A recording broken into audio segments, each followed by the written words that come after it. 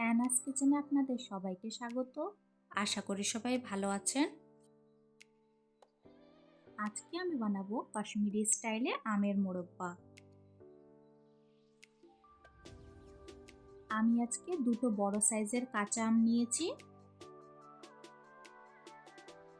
প্রথমে আমগুলোর খোসা ছাড়িয়ে নেব। এরপর দুটো আমকে 8 টুকরো করে নিয়েছি।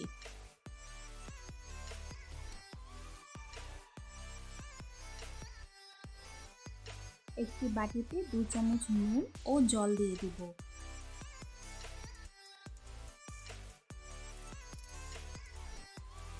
এখন আমের টুকরোগুলোতে চামচ দিয়ে এইভাবে ছিদ্র করে জলের মধ্যে ডুবিয়ে রাখবো।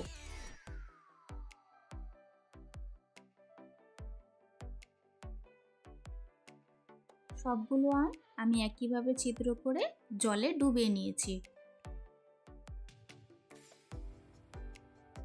আজকের রেসিপিটা যদি আপনাদের ভালো লাগে, আমার চ্যানেলটিকে লাইক, শেয়ার, সাবস্ক্রাইব করে আমার পাশে থাকবেন।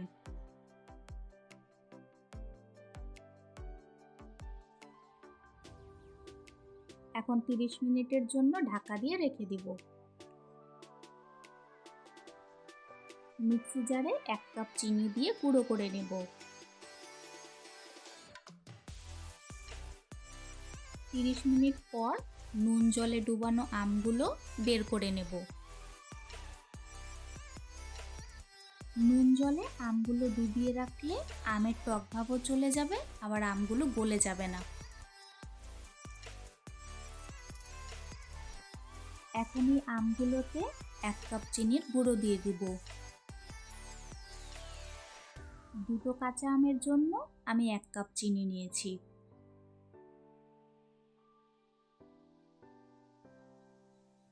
গুঁড়ো চিনি দিয়ে আমের মধ্যে ভালো করে মাখিয়ে নেব। আবারও 30 মিনিটের জন্য ঢাকা দিয়ে রেখে দিলাম।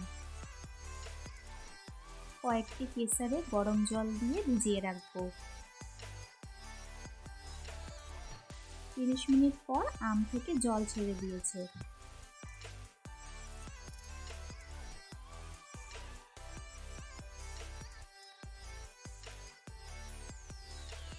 এখন এই আমগুলো কড়াইতে দিয়ে দিব।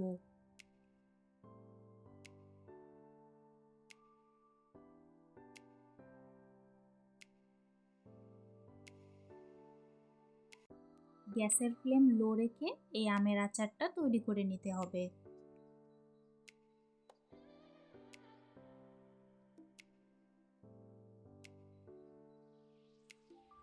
পাঁচ মিনিট পর ফুটে এসেছে। এখন 1/4 টিস্পুন ভিনেগার দিয়ে দিব।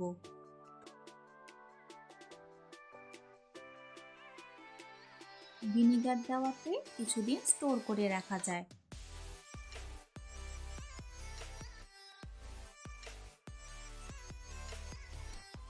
এরপর একটি এলাচ দিয়ে দিলাম।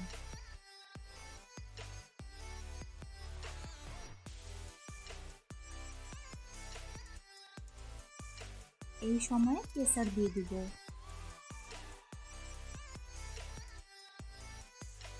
কেশর দেওয়াতে ফ্লেভার ও স্মেল দুটোই ভালো আসবে।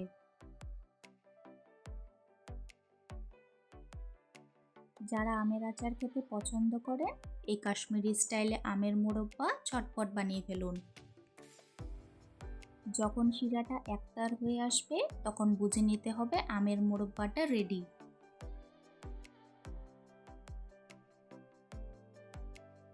ব্যাস তৈরি হয়ে গেল আমাদের আজকের রেসিপি, খুবই টেস্টি কাশ্মীরি স্টাইলে আমের মোরব্বা।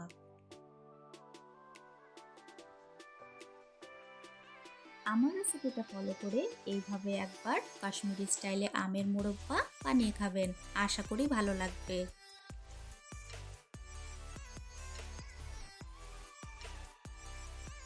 আজকের ভিডিও দেখার জন্য আপনাদের সবাইকে অনেক ধন্যবাদ। সবাই খুব ভালো থাকবেন।